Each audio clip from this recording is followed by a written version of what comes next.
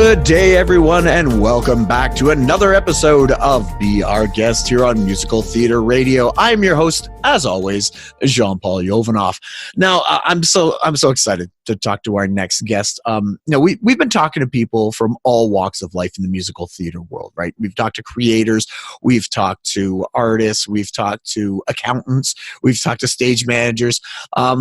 And we've talked to people from all over the world. We've talked to people in Canada, the US, the UK, Australia, and now we can add Mexico to our list. It gives me such pleasure to introduce to you someone I look forward to talking to because I haven't talked to her in forever, Mariana Salazar Alvarez. Mariana, welcome to the show. Thank you so much. Thank you for having me. I'm really happy to talk to you too. It's kind of like a reunion, but over the radio. It's so awesome. So because the listeners don't know you, well, I do, but I want to get Mariana's bio in 30 seconds. Who are you in 30 seconds? Oh, well, I'm a very tiny Mexican that just has loved theater since a very young age. My parents took me to see Cats when I was 9, and after that, I could not understand the world without being a stage manager. I have never been, I've never wanted to do anything else, really. Never wanted to be an actress or a ballerina. It's always been stage management for me. And ever since, I've always been very focused on that. So went to Toronto, to York U for my major, and I did a production there. Met the most amazing of people. I did VCP for a while. That will just enable me to do a bunch of other stuff, learn set design and props, and just all the other side of the artistic part of production. And then when I came back home, I've been doing stage management since I pretty much just landed on the plane. And I've been really blessed. Work has been just constant for me, which is great, especially in a country like Mexico, because it's not very common. People don't have that culture of, hey, what are you going to do this Sunday afternoon? Oh, let's go to the theater. That's not really a thing here. So we need to really work on our publicity to get people to come to the theater. And for me to be able to just not only do this, but actually just pay my bills out of it, I'm really blessed out of that. So, and that's what I do. I'm pretty much just a foodie fitness stage manager. That's what I do. That's awesome. Yeah, and I want to delve into the Mexico scene of theater and musical theater. But so I'm going to talk a little bit more about you. So you never wanted to be on the stage. You like you said, you wanted to always be behind the scenes. What made you not want to go on stage and be the person in the booth? I think I'm just bossy. I like to be the one kind of like telling people what to do. And even like in a very young age, and this is a story I think just pretty much just sums up the type of person I am, is we want to see Cats, and when we came back home, instead of being just a normal little girl, and asked my mom to put on cat makeup on me, I said, hey, let's put cat makeup on my baby brother. And let's just write scripts and have all of my neighbors come and let's play Cats, and then I'll charge their parents to come see them. And that's what I did when I was 9 years old. So you can pretty much just, understand how I work. I like being part of the show and knowing all the magic behind it. I love the adrenaline of it. I love being able to know a show so well that even if something collapses, like the light goes out or someone falls on stage or, like the video doesn't go on, then you are the one responsible to make it happen. And so the audience can get an amazing first grade show all the time. And that's just really what gets me going. I really love it. I never wanted to do anything else. I mean, I've studied some dance. I did some flamenco back in the day, had some ballet lessons and all that stuff. But to be quite honest, it's been always stage management for me. You know what? Thank you. Thank you. The truth is when you're working with theater people, 90% of them are, want to be on the stage, right? And then they end up off the stage doing other stuff. It's the 10% that are like you that are so rare and awesome that your passion for theater, and you're always good at what you do. I'm anybody I've met who never really wanted to be on stage and wanted to start and do all the stuff backstage have been just so good at what they do. Because I know I used you for my Ground Zero shows, which was one act play Yes, that's festivals, right. and you ran my, I think it was Lights, for I don't know, Yeah, 2 or 3 years. I did lights. Yeah. Yeah. And I loved you for it. You were so, I loved having you in the booth because I knew I was going to have somebody I could trust and was going to be good.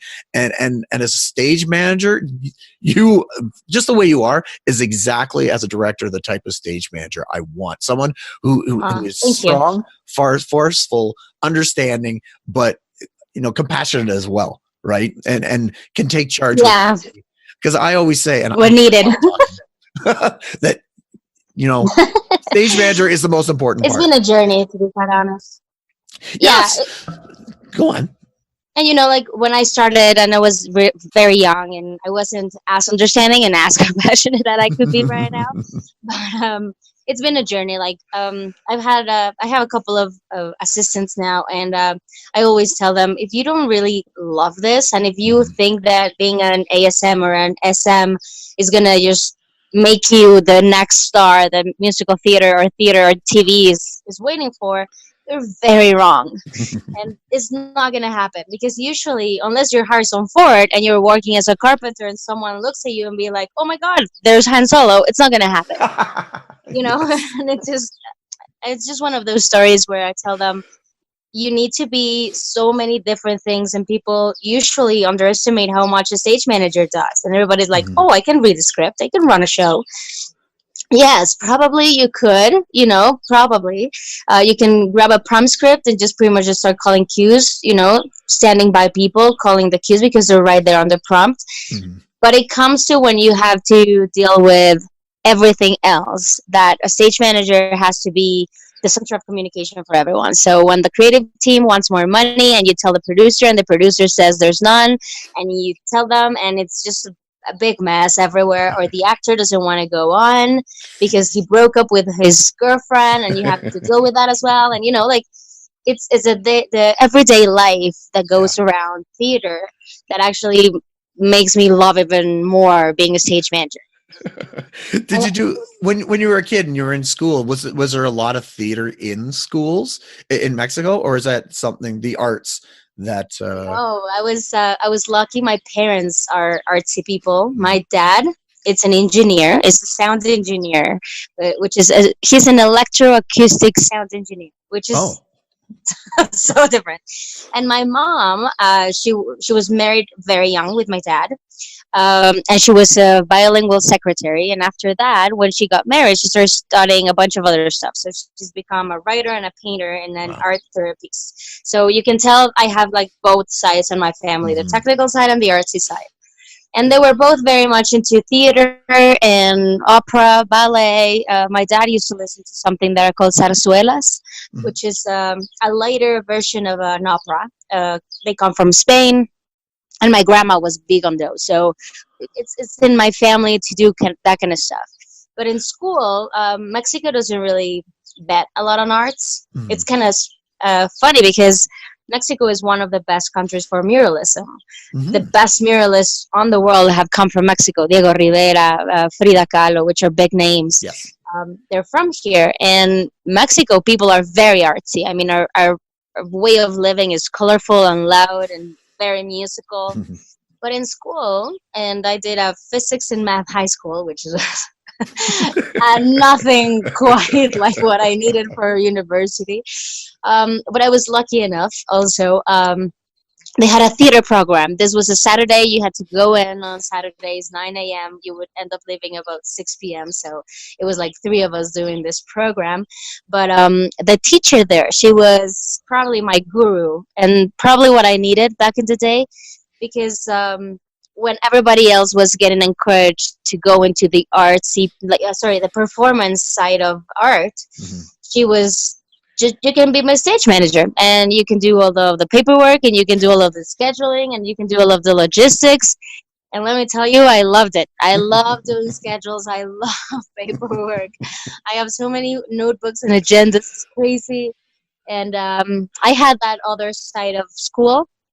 but it's not open to everyone. I mean, it's not something that is common. Kids don't get encouraged to go to theater plays. Kids don't get encouraged to go to the opera or the ballet or to, like, I mean, they can go to a museum, Yeah. but it's not the same as painting. They don't get encouraged to paint. They don't get encouraged to sculpt. They just get encouraged to go to the museum, take notes, do a report, and that's it. Yeah. So no, not really, unless you go to an art school, which is very unique. Yeah. So the sad thing is throughout the world it's pretty much the same. Arts Yeah, are not put high on a list. So we they're got to not do a something about priority. that. Yeah. So you went through school and then how did you end up in Toronto? So being strangers, I've always been. My parents told me that I had to have my quinceañera, and Mhm. I told them no because I thought it was very tacky to do all the big dress and a bunch of Yeah. people and all that stuff. So we came up with the alternative of spending that money and sending me to Canada to study French. And I went to Arendelle summer camp when I was Okay. 15, and I loved it. I loved the country. I loved the people. Everybody was so nice to me. Everything looked so pretty. I love languages. So studying French, which I don't speak anymore. I think I can count to seven, and that's it. I know what to say, like window and cat, and that's it. Um, but I ended up going back when I was 17, 16, sorry. And then after that, they just hired me as a younger camper. No, no, Mhm. like a younger tour guide in a way. Yeah. And I used to translate for very young kids on the camp to English. So that was my job. And I kept on going back until I was 18. And I just said, listen, I want to study in Canada. We started researching. I really wanted to go to Juilliard, but it was super expensive for me. Yes. For Latin America, going to the States to study was very expensive back in that day. I don't know if it's the same right now. Mhm. Probably is. And the laws and the visas and all that for me at that time, we're talking about almost 15 years ago. Yeah. It was really hard in the States. And to Canada, they were like, you really? You're like the only Mexican that has ever wanted this. Are you sure? And I said, yes, I really want to go and spend 7 months in a winter. I really, really want that. And I went back. I did a couple of auditions. I auditioned for Ryerson. I auditioned for Toronto, the University of Toronto, Mhm. and for York. And what made it for me, because I was lucky enough to get on most of them, what made it for me is that at York, that they assigned like a second or a third year to give me a tour. They got me into one class. They weren't just interested in seeing if I knew English or if I wanted or if I was able to pay tuition. They were actually willing to show me student life, and that made it for me. I really wanted Cool. to go there because I thought if I'm gonna be far away from home and everything I've known, speaking a different language, probably trying to get myself understood without even really being able to, I want to be in a place that wants me back and wants the best for me. Mhm. And York just made me feel really good about it, and I went there. Nice. And had the best university experience. I had the best roomie. She became one of my best friends from day one. Nice. Met a bunch of very awesome people. Actually, it's because of Stephanie I ended up at VCP. No. She was an actress at Into the Woods, and their light. Stephanie Geronimo, right? Yeah, Yeah. Stephanie Geronimo, I remember and Stephanie. she's awesome. She has two really cute baby kids right now, and she's just a great mom, one of those hardworking lawyer moms, and she's just Wow. amazing. Um, One day she just called and she said, "Hey, the light operator, also slash stage manager, just didn't show up. We have a show in an hour. You want it?" And I said, "What? Yeah."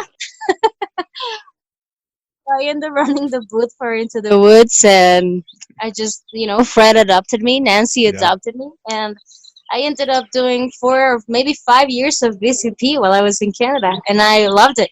I Yeah. met amazing people. It was a great platform for non-theater students just do theater, and it was so awesome. Just people in my classes were amazing. The production was so small. All of us were such a tight group that I keep in touch with most of them. Well, or at Nice. least we try to. Yeah. Well, we loved having you there. So Thank you. I have no complaints. Now, just as a sidetrack, um, your English is much better than mine even. Did you grow up learning English, or did you have to learn it later, or how did that work for you? My mom was a bilingual secretary, Ah. so what she did on the side when she had me and my baby brother is that she did kindergarten English lessons. Mm. So we always were very exposed to English. And I went because in Mexico, how school works is you can either go to public, which is not the best, but you can take a lot of that Yeah. type of schooling, or you can go into private school. And I was lucky enough to have private schooling my whole life. And Hmm. private school is usually bilingual, so Okay. you get at least one or two classes in English. So if you're exposed to it and you have a knack for it, and I like English music, I like English TV. So if you listen to it enough and you're working on it, then and what really helped me is going to Canada for five Oh, for years because sure. nobody would speak Spanish to me, like nobody. So, Well, you're the only no, Mexican who applied, right? Did you said so? yeah. At least in my year, I was the Mexican, and everybody would call me, "Hey, Mexican, Mexican here, Mexican there." It was very Mexican of me to be there. So funny. So, when you were at Vanier College Productions for those 4 years or whatever it is? What did you gain from it that you have been able to take forward? Because Oh, I know in VCP you have to do everything, right? exactly. So, what did you take from that?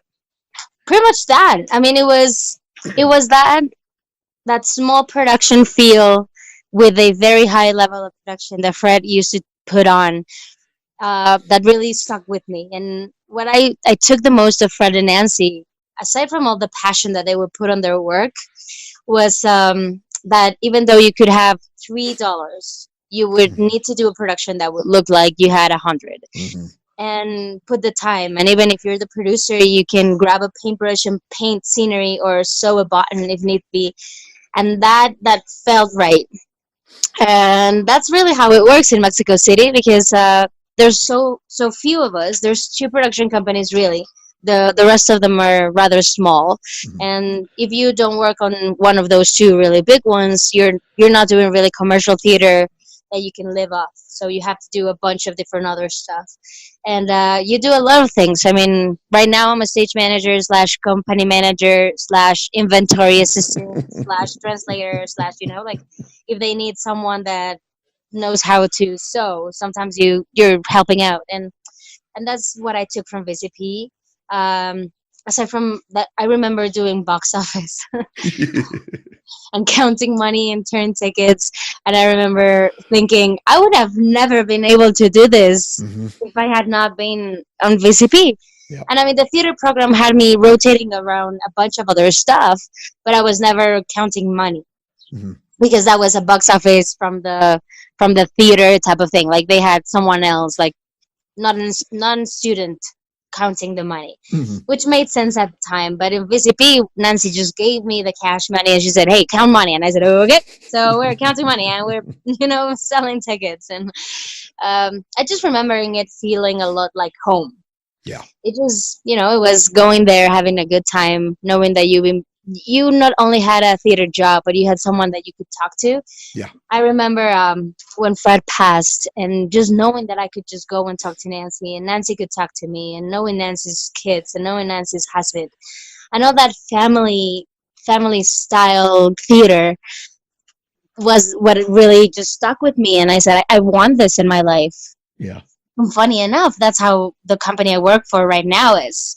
The producer has both his kids and his wife acting on the show. You know what I mean? Like, Yeah. and this is a high-end production. I mean, this is Jesus Christ Superstar, and it's a huge production. We have 7 superstars. They're very famous, and they've been around since the 80s. And in Latin America, they're very well known. Wow. But still, he wants that family feel to the company. Mm-hmm. He's very involved, and you can go and talk to him about whatever you want. And I remember just that just felt right for me. Yeah, it's so true with the VCP, the Vanier College Productions at York. It is a family. You can come back 20 years later, like we're just talking to each other. Mm-hmm. We had our moment for those 4 or 5 years, but you keep in touch and you remember because it was like a family, and you still talk to people. So yeah. So I remember I even sung once in VCP, which was not my thing, but at some point I said I want to sing, and they were like, "Well, why don't you sing?" But it Who'd was you fun. sing? When was that? I must have It seen was it. one of those like improv nights or like Okay. a talent show type of stuff. And Yeah. Tom, do you remember Tom? Oh, I can't Tom remember. Kerr? Yeah, Tom Kerr. Yep. And he played the piano, and I sang a Weird Al Yankovic song called "You Don't Love Me Anymore." I know that So, song. so we would start singing, and because the lights were so dim, the whole thing was me, this random stage manager, because everybody knew I was production. Nobody knew Yeah. me as singing. And I started singing, and I started like uncovering bruises, and I started uncovering casts on myself and cuts on myself, and people just went ballistic because they were really not expecting me to be Yeah. funny. I think, I don't know. It was just great. Yeah, it was quite fun. I will always remember, and this is whenever I think of you, I think of three things. Because when you ran the lights for my show, I would give you something. I just remember getting a bottle of tequila as a Mm-hmm. thank you, a Mm-hmm. penguin, and peanuts. Those are the three Oh my things. god, that's right. That's all I remember. That's all I think about when I think of you. I'm like penguins and peanuts. You love them for some weird reason. So It's because when I went to Canada, I asked for the penguins and nobody would give them yes. to me. And they were like, listen, as you don't write down, because in Mexico, we don't have penguins. And it just became like a running gag. I had forgotten all about this, but it was a running gag. People would just give me penguins because I Yeah. kept on asking for them. I'm like, I want penguins. You have snow, I want penguins. I don't care how you do it. I just want penguins. But you do know there's no penguins in Canada, right? You knew that, or you weren't sure? Of course. Okay. Well, hey, I No, no, don't. no, no, no. I knew that. It was just funny. That's hilarious. Because people kept asking me for my sombrero on my donkey. So I said, oh, really? Well, then I want a penguin. Yeah, it was just fun. Oh man, fun times. So you graduated from York. You went back home. What happened after that? I came home because my dad went he had a heart attack. So I stayed home to help out. And what happened next is I was hired for Televisa, which is one of the TV networkers. Mhm. And I did set design for a couple of years. It was good. I mean, it taught me was peer pressure and just pressure all over. Yeah. I would get up at 4 a.m., be in the studio by 5, 6, check out all of the sets for telenovelas, which is really big in Mexico. Yeah. And it's in one studio, you would have 17, 18 different sets. So you would have to check them all by 9 a.m. They would be shooting. And then I would go to my office, check out what we call the unitary, which would be morning shows, interview shows, news shows, that kind of stuff. Mhm. And I would have a couple of those, and then I would go to the location, check out location sets, and then come back. So I would be heading home about 11 p.m. So it was Wow. very demanding. I would not sleep, and then it was really far from where I lived. So traffic in Mexico can be heavy. Yeah. And I would be doing an hour and a half, 2 hours from work to home because of the traffic. So I would never be really nowhere. Yeah. And it just I was not good. It was not a good moment for me. I was very young, so I would say yes to everything. Mhm. And I learned a lot. I met a couple of new people that have stuck with me. I mean, I have really good friends from back in that day. Mhm. But it wasn't really for me. TV can be a little bit cold and not as family felt as I really wanted my job to be. Mhm. And I just got one call one day and said, hey, we have your resume right here, and we need an ASM for Beauty and the Beast. We thought of you. Would you like to come for an interview? And I think they just heard the phone drop, and I was there. And they interviewed me, and I got the job. It was a lot less paycheck for me. I was doing about 80,000 pesos a month in TV, and then I was doing 6,000 pesos. Oh. It was a huge economical change for me, but Wow. I kind of just stuck to it, la vie bohème all the way. And then I was working for the biggest musical theater company in Mexico at the day. Wow. And I did Beauty and the Beast. Then I did Sweet Charity, Mamma Mia. And I did the startup for the cruise line. And at that time, the executive producer, and we call her executive producer, but how it works in like Canadian or States infrastructure is it's more of a, yes, an executive producer, but also a production manager. Hmm. So it's a mix of both. And she got pregnant with her baby, and they offered me her spot. And she Oh. was doing the Mexican musical called Mentiras, and it's a jukebox musical Oh. that is based on 80s music. And it's a big hit. I mean, it's still running right now. I think it's run more than Cats. It's Wow. crazy. Yeah, they just celebrated their 11th year nonstop, and it's crazy. It's one of those shows that people just like. They go to Yeah. see it. It's light. It's funny. You come in, you come out, and you feel great. And yeah, I got that job. I did it for 2 years, and then they offered me the next Mexican musical that was called Si Nos Dejan, which Hmm. was a mariachi based jukebox musical. And it was so beautiful. I mean, it was just very Mexican, very artsy, and nobody came to see it. Oh, no, no. I don't know what it was. It was really a piece of art. It was so beautiful. It had multimedia. It was about 8, maybe 9 years ago that we did that, and it was the beginnings of projector and video. Oh, And we did yeah. video, and we did projection screens and all of that kind of stuff. Not LED yet, but just projectors. Hmm. Um, and it was just beautiful, but nobody liked it. So Wow. we kind of like hung on to it for a couple years, 2 years and a half, just so Okay. we could get all of our initial investment back in the line. And then Yeah. we went to Colombia. And in Colombia, we were a hit. I mean, we had Really? not an empty seat in the house. Yeah, Colombians love their mariachi music. It was Hmm. awesome. We were there for 2 months and a little bit more. And then we came back home. And because of how Mexico's structure worked, is that producer was doing Wicked, but there was Mhm. no job for me there. So I kind of ended up without a job by the time. And I was without a job for about 4 months, which is really nothing if you think about it. But it was a Yeah. huge gap for me because I was used to not having gaps. Yes. And then I got a call, and that was a very funny call of a producer who's the one I work with right now. He's called Alejandro Go. And he told me, listen, I need a stage manager that can be really strict and kind of a bitch to my cast because I need to get them into line. And I said, yep, you got the right girl. I ended up going for an interview with them, and they needed me to do the PSMing for a show called Hoy No Me Puedo Levantar, which is another jukebox musical based on 80s, 90s Spanish music from Spain. Okay. And it was a really big hit. It had been put on before by the other company, and after that one that I did, it's been put on 3 more times. It's running right now again, and Wow. people just love this musical because we grew up with that music, right? I mean, Mhm. so people just like going and singing. It's kind of like a theater karaoke type of stuff, and it's great. And that was my first time creating a prom book that was this big. So it was a huge opportunity for me. So I switched companies. I went to Alejandro Go's company, and I did that. I opened the show. I did maybe about 2 weeks of the show. Oh We no. started touring the show, and I got really ill. So Oh. I ended up at the hospital. I had everything taken out of my stomach. I had like a piece of my pancreas out, and my uh, biliary. I don't even know how they're called in English, but I had a bunch of pieces out. And Wow. yeah, I ended up staying at home for a month.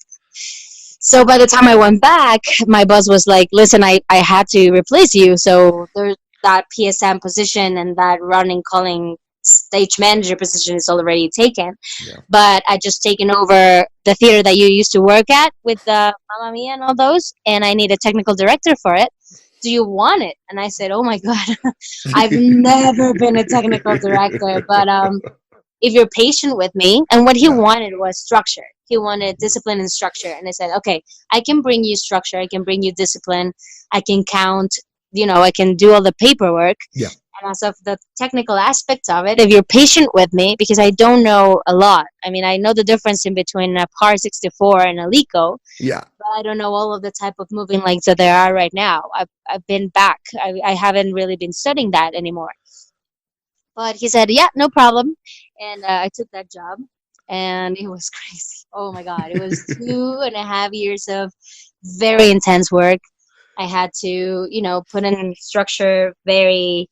old-fashioned Mexican techies.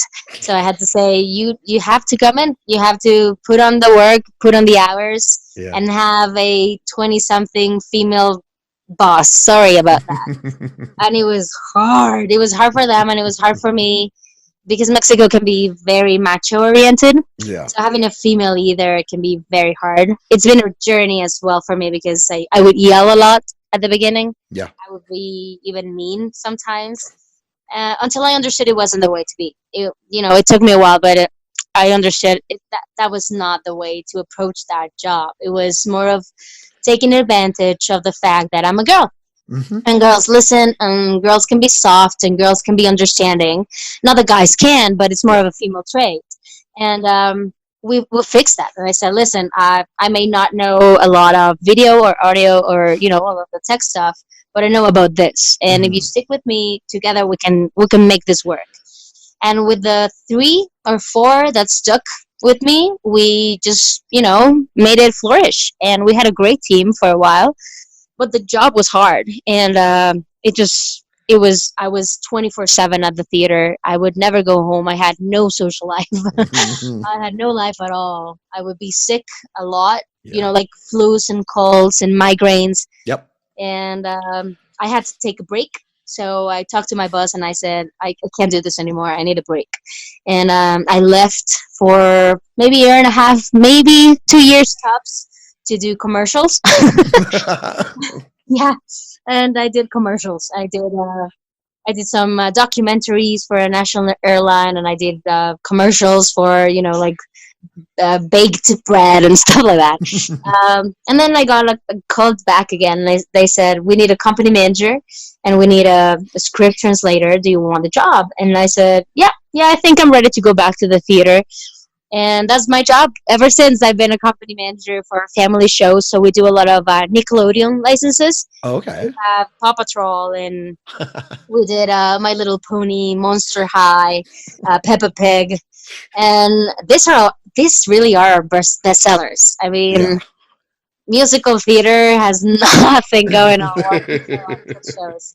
Especially because at a theater, like an adult theater show, you can go by yourself or you can go in a couple. Mm-hmm. But for kids, they have to go as a family. Yes. And the minimum is 2 tickets. And then they want the plushed animal, or they want popcorn, or they want the light stick or the light star, the lights on the show. Especially because our characters actually ask you to take it out. So we sell even more. Of course. And then the photo afterwards. So merchandising wise, family shows are just for sure, a gold mine. And my boss is like the master on this. He buys the licenses, we produce the shows, we make original content for them, and then we take them all over Latin America. So we tour at least half of the year. We've been everywhere with the shows. I mean, not only all over Mexico, but we go to Colombia, we go to Chile, we go to Argentina, we've been to Costa Rica, Panama, we've been everywhere. And this is great for everyone because touring also gives you another side of the story. Mm-hmm. It's not the same as having the same show every night at the same theater, which just, after that Hell Week and Tech Week and opening night, it kind of slows down a lot. Yeah. Touring never slows down. And you have to be on point, and you have to be on your top, and you have to be fit, and you have to be healthy. Yeah. And this is something we've neglected as a trade, as a craft for a while. Mm-hmm. But I've realized this now. You need to go to the gym, and you need to do exercise. You need to eat well, or tour can just kill you. Yeah. I mean, if you do not take care of yourself, hydrate yourself, sleep properly, and sometimes you can't. Sometimes you have 4 hours to sleep, but that's it. Then your good alimentation or your good nutrition comes in. After hearing all this stuff, I have to first say congratulations on working as much as you have in your actual trade. Like, you're an inspiration to people going, oh, I can't find work. Yeah, there is work out there. And if you're good at what you do, you're going to find it, or it's going to find you, right? Which is incredible. And even I found that even if you're not good, because I'm not even sure I was a good technical director. Yeah. I was just willing to put in the hours. I was willing to say, I don't know. teach me. I was or willing to be humble enough to say, I'm sorry, I have no clue what you're talking about. You'll have to teach me because I have no idea what the difference in between a 3-pin and a 5-pin cable is. I'm so sorry. Yeah. And then not humble enough to say, but I'm smart, so teach me. And have confidence in yourself enough to say, this is a challenge. So if you're willing to be patient with me while I learn, I'll do it. Yeah. And those are the type of people I personally love working with, because, they may not necessarily be the best or the most knowledgeable, but they're willing to learn and will become the best and the knowledgeable and are malleable. And so good on you for everything. And realizing as you grow older, you need to slow down a little and work out and stuff like that. Because when you're young, you just do it, right? You don't care. Yeah. So that's awesome. Yeah, even my touring days are a little bit slower now. And this is something I've talked about with my partner, and we both know that at some point touring will not be an option. I mean, you spend so much time on the road, and I'm lucky enough because my partner and I, we both are in the trade. He's a light designer and the light up, so we tour together, and that helps a lot. Because if not, just having a personal relation is almost next to impossible. So you've seen pretty much every part of theater in Mexico. You've got the commercial stuff with the Nickelodeon. You've done the the big musicals with the jukebox musicals and commercials, TV, etc., etc. So you've seen a little bit of everything.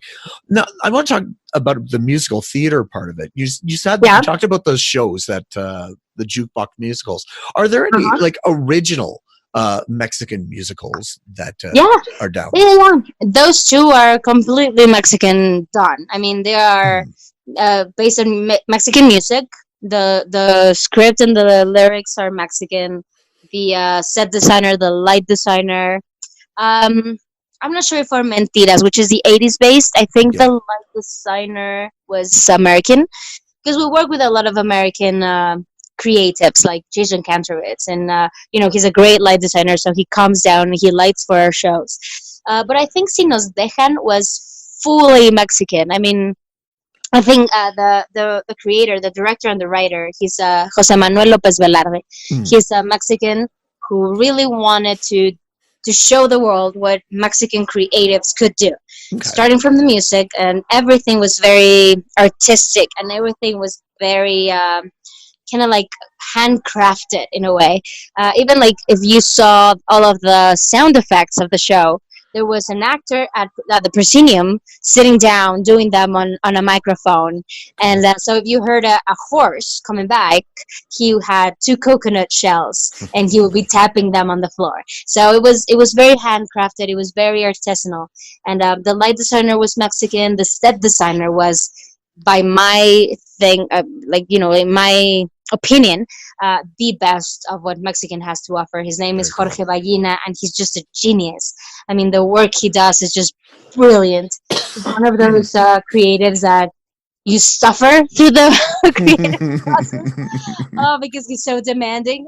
But once you get there, what he can achieve is just pure magic. All of the actors were Mexican. I think we had one Argentinian at tops, but most of them were Mexican. All of the production team was Mexican. The money was coming from Mexico, and everything was just pretty much just home based. The costume designer was Mexican. We even got this kind of like a collaboration with a Mexican handcrafted textiles. So small Mexican native communities do these textiles, and those were the fabrics that we were using for our costumes, and they were hand sewn.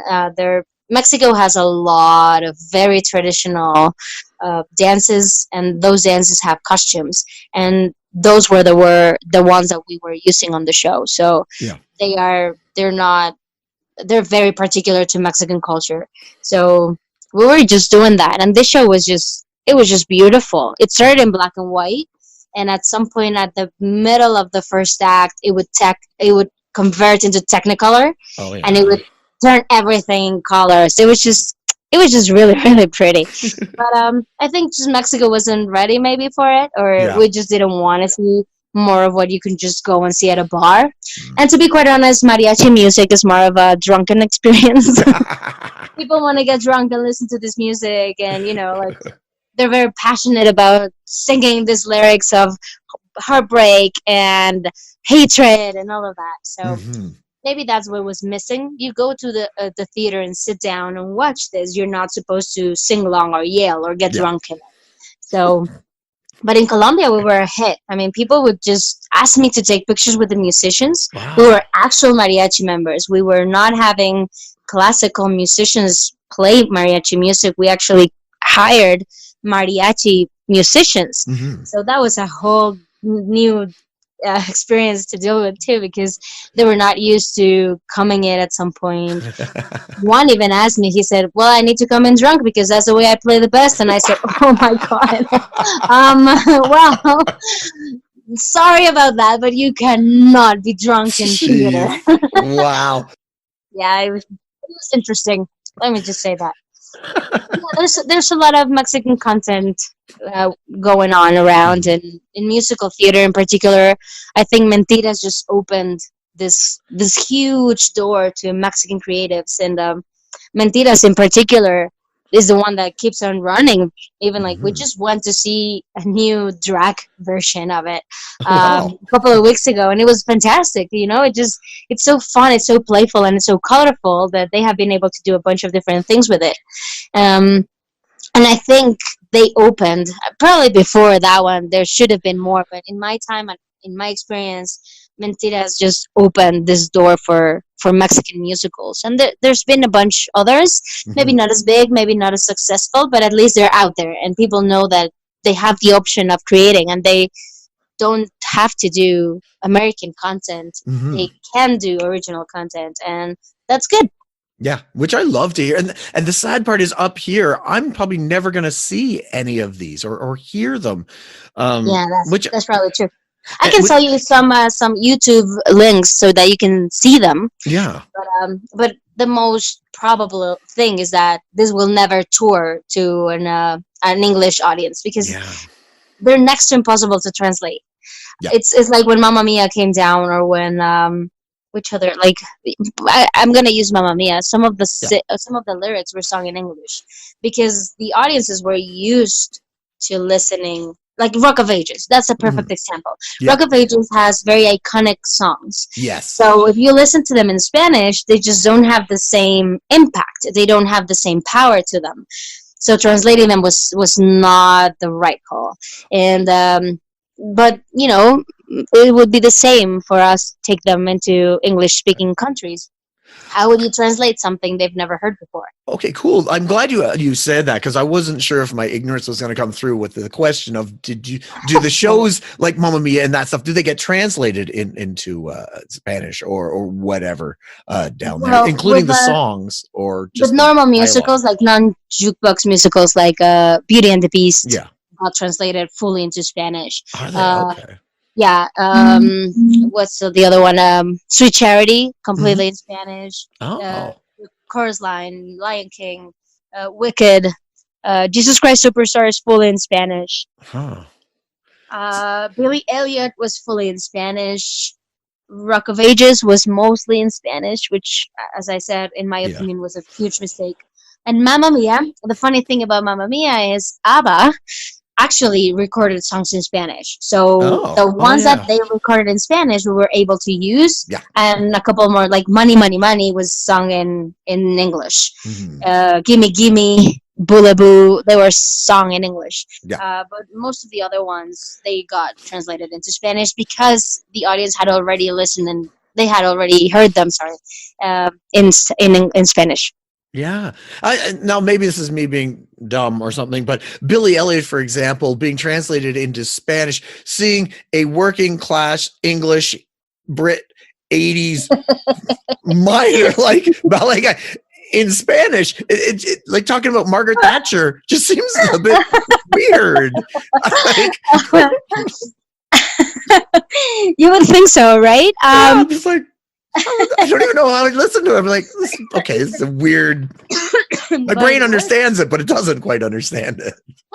I think it just worked because of the movie. I mean, the movie was huge in Mexico, and even though we're not a country that would accept a boy doing ballet, I don't think that any regular Mexican family would be like, "Oh yeah, my son, go dance ballet."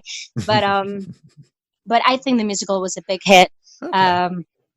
It was really good. That one got produced by my actual boss, my actual producer, and Billy Elliot is his favorite musical. So he decided that even if Mexicans were not ready for it, he was just going to show it to them. Yeah. And it just kind of worked. It's funny because, yeah, when they started getting into the whole labor class, this is something that you don't experience as a community, as a society in Mexico. And probably most of the actors didn't even know who Margaret Thatcher was. Yeah. But they had to learn and they had to interpret, and it was great. We had really great dancers. I mean, the Billy Elliots were amazing. We had a lot of coaching from the license owners. So we had people from the States and we had people from England coming in and teaching the kids and teaching us how to do the show. I was not part of that show. I was just part of the company at the time, but I wasn't really running the show. So I wouldn't really know what the creative part of it was, but I know that we got a lot of people from England coming in and teaching them and coaching them for it.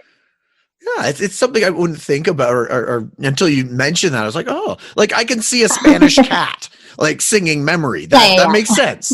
Everybody has cats. Yeah. That's great.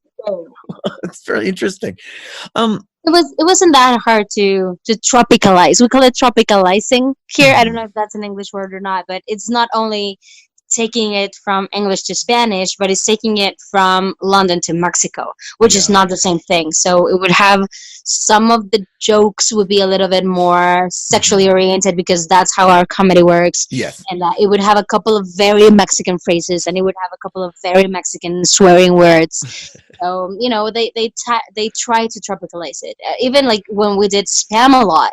Spam-A-Lot has a very British sort of comedy. Oh, for sure. And the comedians in charge of bringing it to Mexico, they're called the Máscara brothers.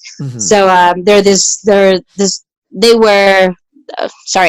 are two brothers that just do comedy together, and they're very big in Mexico. They do TV. They're very famous, and they just kind of like made it.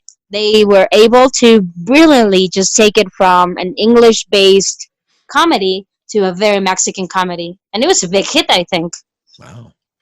Yeah. I sometimes I don't think about that because, you know, being here in Canada, you know, getting stuff from the States and the UK and Australia, it's all in English, and we're all relatively, you know, culturally, you know, similar. Obviously, yeah, we're different, but we are relatively the same. But then you go somewhere like you said, Mexico or Colombia or Japan or things like that, where the cultures are completely different. Well, not completely, but you know what I mean. Yeah. And some things just don't translate exactly the same. So it's very interesting. And I think most musicals can be translated and tropicalized, but for example, I have no clue how they would do In the Heights. Yes. You know, like In the Heights is a very particular Puerto Rican in the States type of thing that Mexicans, I'm not even sure we would get. They would have to make it with like maybe Mexican immigrants. I don't even know. Like it just doesn't make sense in my head. And I think In the Heights is beautiful. Yes. I just don't know how they would bring it into Mexico, especially because rapping is not really a thing in Mexico. Really? Yeah, no, we have more of like the Latin version, so reggaeton is really big. Yes. Okay. Aches my soul, but it does. It's this awful music, but it's really popular now. So yeah, it just, you know, but it's big in Latin people in the States, so it's that thing that is just not the same. And we have a comedy side to our company. We also do comedy, so not only musical theater, but we also do comedy shows. And we took one of them to the Latin speaking communities in the States, and even then some of the jokes would not be the same. Like people would not laugh at the same places, even though it was completely in Spanish. It was Mexicans looking at it, but Mexicans that have been living in the States for a while. So yeah, it's just interesting how things can change because you're not the same community, you're not the same society. Yeah. I want to bring up one more thing, and talking Hmm. about kind of something like that. I love speaking with people like yourself. So you're a woman in the production part, the TD and things like that, which aren't traditionally in the past been that. Hmm. Have you, as you mentioned, especially in Mexico, you said they're more the macho and that sort of thing. Hmm. How's it been down there to, or just in general, as a woman Oh in god. a TD position and things like that? Oh, it's been a journey. And this is something very close to my heart because I've never been a girly girl. Like if you've met me, right? So I've never Yes. been, a Britney Spears, Barbie doll, pink kind of girl. But I do like girly stuff, of course. So like I like miniskirts and I like high heels and I like cleavage. So this was like a big no when I was a technical director Yeah. because like if you want to be respected, you have to look a certain way, and Mhm. I was so against that. So it's funny because the techs had a thing where if they could hear me, they knew I was coming because they could hear my high heels on the floor. So they knew they would start working because they knew I was coming. And it took me a while. At the beginning, I was very rough and I was very ill tempered.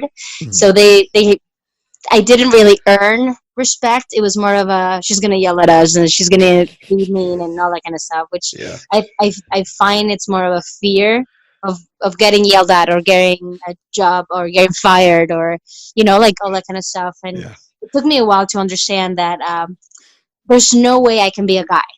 And Mm. this is a physical thing. This is a biological thing. Yes. I get emotional every month. I cry a lot. I don't have the physical strength of a guy. Even if I go to the gym, even if I'm really really strong, I will not have the same strength as someone who's twice my size or Mhm. 3 times my size. Yeah. So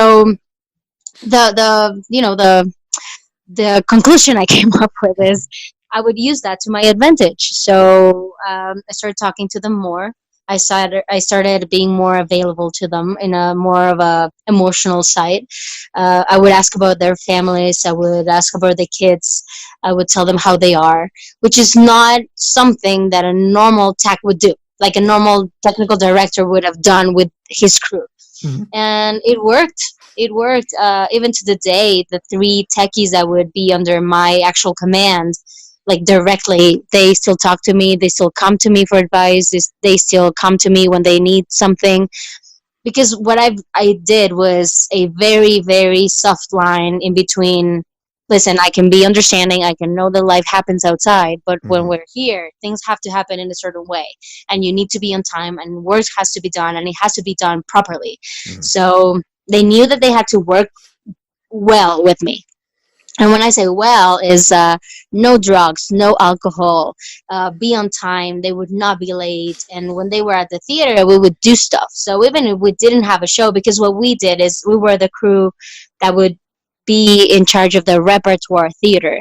So we had companies from all over the world coming into our theater and perform there. So we weren't really doing our own show. We were just taking care of the theater. Mhm. So when we didn't have a show, we would be doing maintenance or painting the floor, fixing the playhouse, cleaning the drops, stuff like that. That were more of a female type of, home care in a way. So that's what I did, and we started having this whole different thing where I said, listen, I cannot make sure that you get paid more, but I can ask for English lessons or I can ask for Mhm. um, first aid courses, stuff like that, so that you can grow. Yeah. And even to the day, we have like this little thing that we want to do where if a carpenter wants to learn lights, we would encourage him to come in with our light chief and the head of the light department and sit down and learn about that so that we can give them in-house an opportunity of growth. And that's what I did with them, which actually worked because it was so hard for them to understand that a younger Mhm. female would be their boss. Yeah. Because sadly, even though we're not like in Middle Eastern countries where it's still legal Mhm. to hit their women or kill their women or whatnot. It still happens a lot in Mexico. I mean, I still have wardrobe girls come in with a black eye. Oh, It's a very real thing. It's something that actually happens in yeah. Mexico right now. There's a lot of controversy about what they like to call feministides, which is a homicide to a woman because she's a woman. So, and it's a big, sad, it's a big thing here. I mean, Yeah. I'm not telling you it's a big thing because it's popular. It's just a big thing because it happens a lot. And what I've learned is we will not achieve equality trying to be a guy. I will never be a guy. Mhm. But we need to achieve equality in a point where I'm a human being and so is the other person. And as long as you are willing to put yourself in the other person's shoes, Yeah. as long as you're willing to see that in front of you there's a person with fears, with goals, with hopes, with angst, with families, with, all that, Mhm. then it gets easier a little bit. Not everybody was on boat. I mean, there's a lot of people out there that don't like me, Mhm. which is fine. I have no problem being the bad cop. Yeah. Usually, I'm the bad cop. Like I'm the one that would say you did this wrong, so there's gonna be consequences about it, and too Yeah. bad. Yep. You got late, you will have a pay deduction. You didn't show up to work, you will not get hired again. You came in drunk, you will not get hired again. So Yeah. all of that kind of stuff, usually I'm the one responsible of being the mom. I'm usually the one responsible saying to someone, listen, I will not have a bully in our teams. I Mhm. have a lot of bullies, a lot of tech bullies. So they usually are the ones that would say to another techie stuff, or they will make false accusations, stuff like that. And I'm usually the one being like, listen, this is not going to work with me. If I'm here, you will not treat people like that. And it's been a give and take. It's been Yep. a long journey. At the beginning, it was a little bit scary, especially my dad. My dad would be very scared for me Yeah. because he thought I would be, harmed or something outside. But I found that if you're willing to just be human, there were a lot of techies willing to protect me as well as Yeah. those that would want to harm me. And was helped is I've been dating one and living with one for the That last helps. 2 years, so nobody can touch me anymore. But you know what I mean? Like it's a Yes. little bit harder for them to do anything or say anything to me because now Angel is there, so Yeah. it's a little bit different, and now I'm a little bit more protected on that side. Yeah. At the same time, I'm not as ill-tempered as I used to be. Yep. I've dosed it like a bazillion percent more, because this is probably the biggest retrospective I've gotten from my superiors. They're usually, listen, you yell a lot. People say that you're very mean to them, so I had to stop. I had to stop and think about it very well and just say, well, you're right. You attract more bees with honey. Yep. And it's a rough learning process because sometimes you need to let them feel that they're taking advantage of you, even though they're not. And sometimes you need to just be humble enough to say, fine, you win this one. It's completely okay. Yeah. Just to be the proper leader. And I think that's something of what I'm willing to learn more, and I want to learn more, is how to be more of a boss, be a leader, and just even more. And sorry, I'm trying to find my words here. That's okay. Aside from doing a good job in theater, what I really want to start implementing in my line of work is how am I gonna leave these people's lives a little bit better today. And that's hard. I mean, Mhm. especially when you're on the run and you're angry and everybody's just fucking up the show, just taking a deep breath and not yelling at people and not telling them they're stupid and like that kind of stuff. But I've had really good leadership role models and really bad ones. Yeah. And the bad ones have just shown me what I don't want to be. I don't want to be that person that takes advantage of the fact that I will not get fired for this. I will not get fired for yelling at them. I will not get, fired for being an ass. I really don't want to be that. So I don't want to take advantage of that. I really want to be the type of leader that my people, my crew, my companies, my actors, my techies can just come to me and say, I am dealing with this. Please help me. Or I'm so sorry, I fucked up. This was a mistake. And it's human to do mistakes, to have mistakes. But it's hard. It's hard when you're always on the run. It's hard when you have just one show a day and it has to be perfect. It's hard when you also have a life of your own. It's hard when you're tired, like all of those factors. But I'm willing to learn. I'm willing to I think that's my area of opportunity of growth. Yeah. I you know what? That's a fantastic way to end the segment. Like that's some great advice, Mariana. So, that was awesome. Thank you so much. Thank you so much for talking to us today. But before we go, yes. I always ask 3 questions to all my interviews. Now, there's no right or wrong answer, but there's a wrong answer. So be prepared for that. All right. So question number 1. Yes. Sondheim or Weber? Ooh, Sondheim all the way. Okay. And why? I love him. Well, that was simple enough. Okay. No, it's just I've always liked the classic musical line of Sondheim, and I've also liked the fact that he was willing to also push the boundaries. I know that Weber is not, but I've always been a Sondheim girl, even from the beginning. Yeah, except for Cats. Of course. Then Weber. I'm not even sure I like anymore. It's just what got me into it. It's one of those gateway musicals that you get into it and then you realize, oh, there's other better stuff out there. So exactly. Awesome. Okay, so that question there's no right or wrong for that one. That's just an opinion based. So that's okay. Good. Second question. Weirdest or craziest thing you've ever seen on stage when you were stage managing or producing the shows? Oh my goodness. Once I had to stop an actor from having sex with one of the ushers because the manager of the theater came to me. He said, "Oh, listen, this guy is doing something that we should not be doing in the aisle, and I really need you to talk to him." So I went there and I said, "What is he doing?" I mean, my head would not go there. And when I got there, he was actually having sex with her. So I had to step in and actually just say, "Excuse me, you're not allowed to do this. Sorry, buddy. We'll get you a room somewhere else, but not here, not today." So that was one of the most random things I've had to do.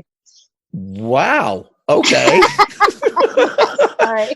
That's exactly where my thought was going when I asked this question, right? Yeah, I know. It's weird, right? Yeah.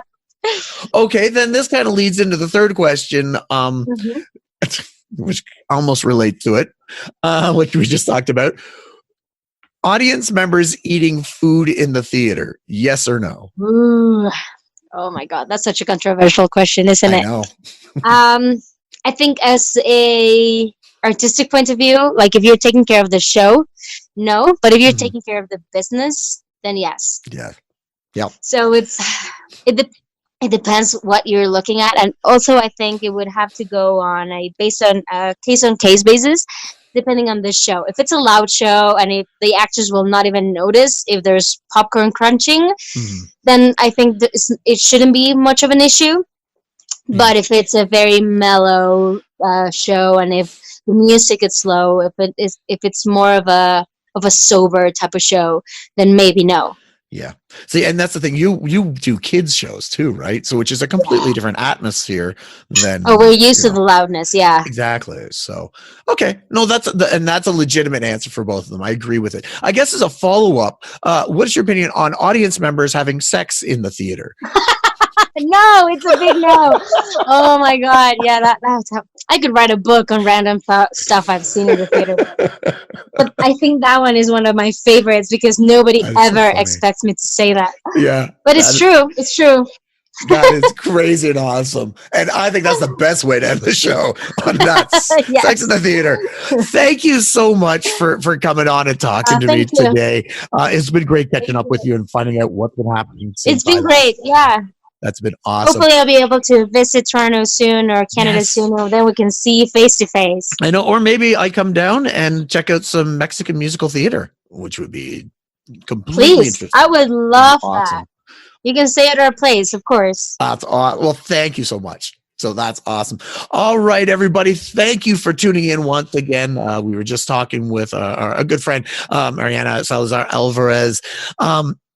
Tune in next week. We're going to be talking with somebody else who has their love and passion and need for musical theater here on Be Our Guest. I am your host, as always, Jean-Paul Jovanoff.